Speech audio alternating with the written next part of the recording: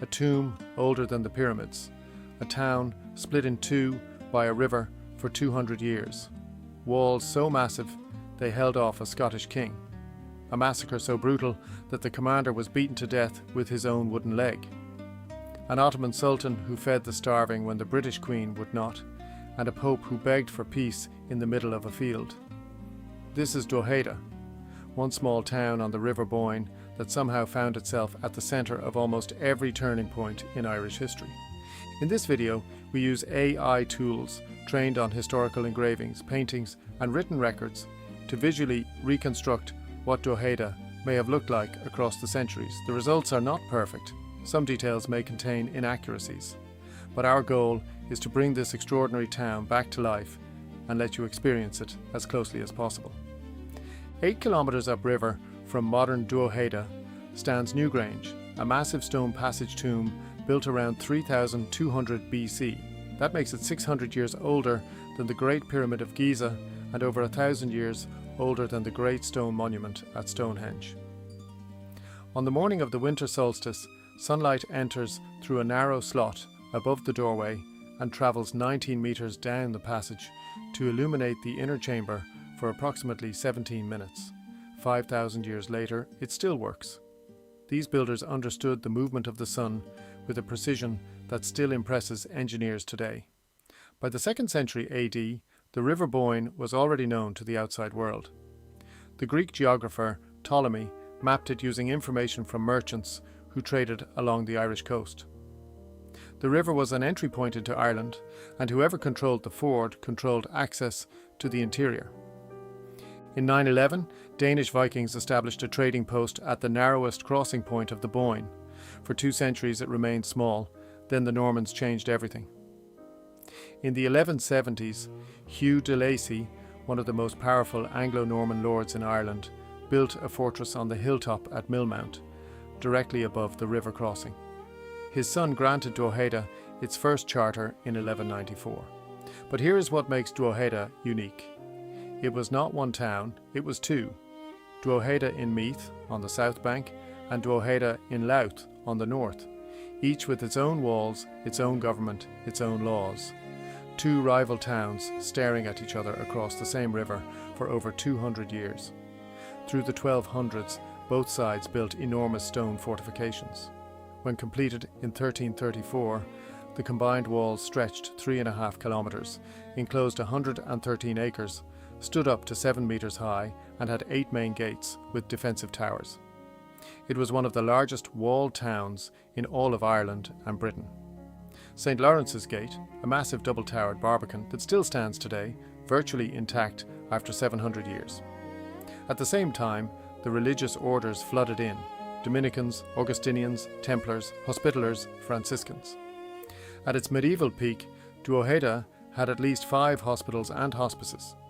By the 1300s, Drogheda was not just a town, it was one of the most politically important places in Ireland. Ships sailed from its quays to Bordeaux, carrying wool and hides, and returned with French wine and luxury goods. The town was wealthy and strategically vital. In 1315, Edward Bruce, brother of the King of Scotland, invaded Ireland and marched his army through County Louth. Drogheda's walls held firm, he never breached them. In 1412, after 2 centuries of coexistence, the 2 towns finally merged into one. Drogheda then became something remarkable, a seat of national government. Between 1441 and 1494, multiple Irish parliaments were held inside the town walls. The Archbishop of Armagh, the most senior Catholic cleric in all of Ireland, chose to live in Drogheda rather than in Armagh itself, because the north was simply too dangerous. And in 1494, the Irish Parliament sitting in Drogheda passed Poyning's Law, a piece of legislation that stripped Ireland of its right to pass laws without English approval. It effectively ended Irish legislative independence. That single law, written in this small town on the Boyne, would shape Irish politics for almost 300 years.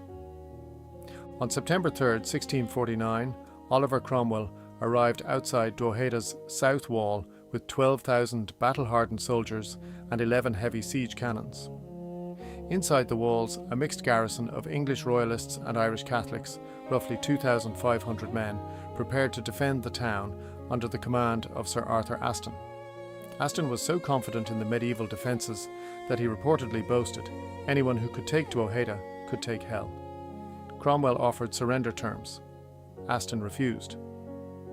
On September 11th, the cannons blasted 2 breaches in the southern wall. At 5 o'clock in the afternoon, Cromwell ordered the assault. The first 2 waves of red-coated soldiers were thrown back with heavy losses, but the third wave broke through. What followed was one of the worst massacres in Irish history. Cromwell's men swept through the streets with orders to give no quarter. Soldiers who surrendered were executed on the spot. Catholic priests and friars were killed on sight. Around 100 defenders barricaded themselves inside the steeple of St. Peter's Church. Cromwell ordered it set on fire. 30 men burned alive. The rest were cut down as they ran from the flames. Aston himself was cornered at Millmount Fort.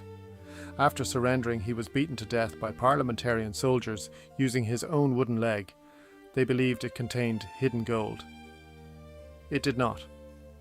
By the end, between 2,000 and 3,000 people were dead, including several hundred civilians. Survivors were transported to Barbados as indentured labourers. Cromwell wrote to the English Parliament, "I do not think 30 of the whole number escaped with their lives."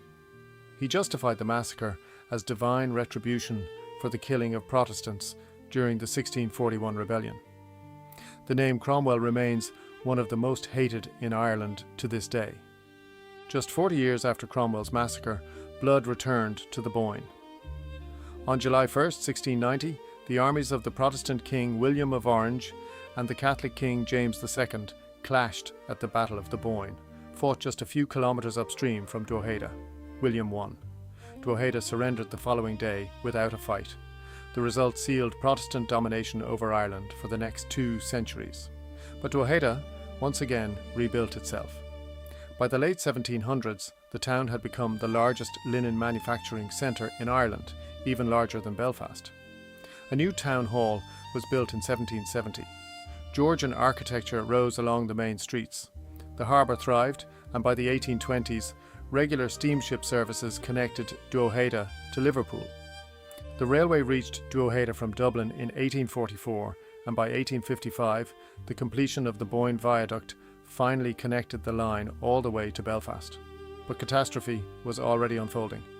When the Great Famine struck in 1845, Drogheda became a transit point for desperate refugees seeking passage on emigrant ships. The town itself suffered terribly, hunger, typhus and death in the streets. One remarkable episode stands out.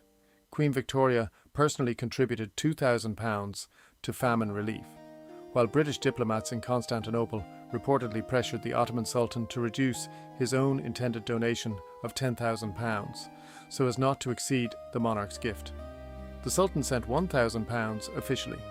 According to a persistent local tradition, he also quietly arranged for ships carrying food to reach Drogheda's port, though historians have found no conclusive proof to confirm this. What is certain is that the scale of the disaster far exceeded any relief effort. But Dublin gradually absorbed Drogheda's commercial importance, and the town entered a long, slow decline. Though Millmount Fort saw shelling during the Civil War in 1922, Drogheda's 20th century was largely defined by quiet provincial life. Textile industries declined. The population held steady at around 25,000, barely changing for decades. Then came September 29, 1979. 1 month after the IRA assassinated Lord Mountbatten, a cousin of Queen Elizabeth, Pope John Paul II stood before 300,000 people gathered in a field outside Drogheda and made one of the most extraordinary public appeals of the 20th century. He had hoped to visit Armagh, but the security situation in Northern Ireland made it impossible.